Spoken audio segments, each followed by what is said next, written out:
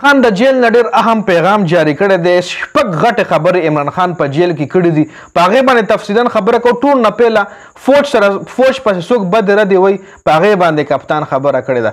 کپتان ویلي دی چې خواجه آصف چې فوج پسې څومره خبرې کړي دي که نه نو دومره به تر اوسه د پاکستان یو کس هم نه کړي څومره چې خواجه آصف کړي د مسلم لیگ نون کس دی. هغه په حمود الرحمن کمیشن ریپورټ حوالې سره هم هغه خبرې کړي دي. بل احسن اقبال چې هغه هم د مسلم لیگ نون سړی دی، احسن اقبال هم فوج حوالې سره ویلي وو چې فوج په ریاست کې ځان له یو ریاست دی. لکه موږ وایو نه چې زه ځان له یو صوبه یم او فلانې ځان له یو صوبه دی. مطلب وایي فوج چې کوم دی دا په ملک کې ځان له دننه یو بل ملک دی. دا فوج چې وایي آرمي چې کومه ده دا په ریاست کې دننه یو بل ریاست دی. دا بیان چا جاری کړو؟ دا کپتان وایي چې احسن اقبال هم دا بیان جاری کړو. کومې خبرې چې د مسلم لیگ نون کسانو په فوج پسې کړي دي وایي دومره خبرې بل چا نه دي کړي. احسن اقبال دا هم ویلو چې پاکستان نه چې کوم دی مطلب پاکستان چې کوم دی د پاکستان آرمي چې کومه ده هغه هر ټایم د ریاست دی. مطلب ځان له یو ریاست له ځان له یو صوبه ده. دا چا ویلي د مسلم لیگ نون اهم کس احسن اقبال ویلي دي.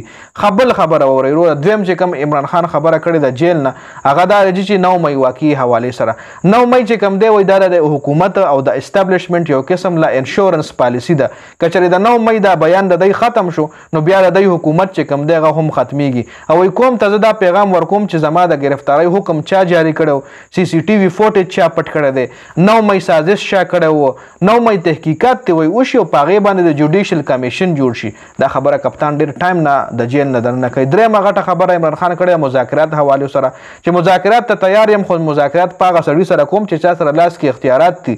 د فارم 47 چې کوم حکومت دی سره خو هیڅ کله هم زه مذاکرات نه کوم، ای سره هیڅ کله هم زه ناسته پاسته نه کوم. هغې سره د ناستې مطلب دا شو یو قسم ده چې د هغې حکومت قبلول دي.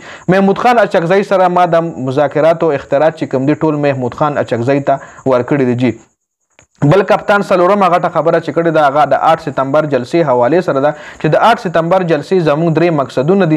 د پی ټی آی پټ کړل شوی منډیټ ته واپس یو مقصد زموږ دا دی. دویم مقصد دا دی چې بل قبضه ګروپ چې کم په ملک باندې مسلط دی د هغې نه حقیقي ازادي حاصلول دي. او دریم مقصد زموږ د 8 سپتمبر جلسې دا دی چې عدلیه آزاده شي، عدلیه قیام وشي او قاضي فیض عیسی ته ایکسټینشن ور نه کړلی شي. که چېرې قاضي فیض عیسی ته ایکسټینشن ورکړل کېږي نو دا خو کلیام په عدلیه باندې حمله ده. جی بل 5 نمبر خبره غټه د اکسفورډ یونیورسيټي حوالې سره کپتان ویلي ده.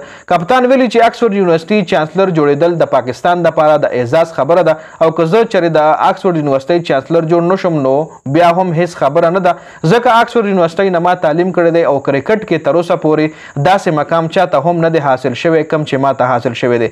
زه پاکستان کې شوکت خانم اور شوکت خانم اور نمل هسپتال اور یونیورسيټي چلولو والا انسان یم. ما دا 2 هسپتالونه جوړ کړي دي. دریم هسپتال چې کوم دی 2 یونیورسيټیانې جوړې کړي دي او بله یونیورسيټي مې چې کومه ده هغه انډر کنسټرکشن ده، هغه هم جوړېږي. لګیا ده پاکستان کې یوه سیاسي پارټي هم داسې نشته چې هغه صفر نه روان شوي او هغه بیا دې مقام ته ورسي. لکه خپلې پارټۍ خبره کوي چې دا پارټي ما د صفر نه روان کړې ده او کم مقام ته چې رسولې ده نو هغه زه واحد سیاستدان یم. جي بل کپتان 4 نمبر چې کومه غټه خبره د جیل نه کړې ده هغه د خپل جیل حوالې سره یې کړې ده چې 24 غنټو کې 2 ځله راته روټۍ ملاویږي او دغه 2 ځله روټۍ خوړلو دپاره زه د سیل نه روزم. زما چې کم سیل دی نو تقریبا 2 غنټې واچو 24 غنټو کې زه صرف 2 غنټې د سیل نه بهر تېروم او مخالفین زما حوالې سره بار بار دا خبره کوي چې لکه زه په 5 سټار هوټل کې یم. زما نه مخکې هم د پاکستان غټ خلک یعنی نواز شریف اور زرداری ګیر شوي دي چې هغوی ته په جیل کې محلنما کمره ورکړلی شوې وه، اے سی ورته رګېدلې وه. ما ته په جیل کې یو وړه غونټې کوټلي راکړلی شوې ده چې هغې سره جوخته د سزای موت قیدیان هم پاتې کېږي. جیل کې راته یو پنکه راکړل شوې ده او د ډېرې ګرمۍ په وجه باندې بعضې ټایم زما دا کمره داسې شي لکه تنور.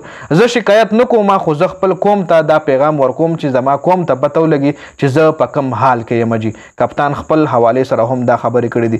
بل جیل نه بهر چې وایي کوم سیکیورټي اهلکار دی یو خو هغه بار بار بدلیږي.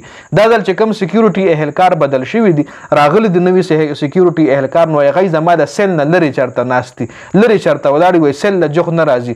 لکه وایي دی دا خیال دی چې نه زه سیل زما د سیکیورټي اهلکار سیل له جوخ راځي او زه سره ګپې شپې لګوم او زما ټایم په ګپو شپو تېرېږي.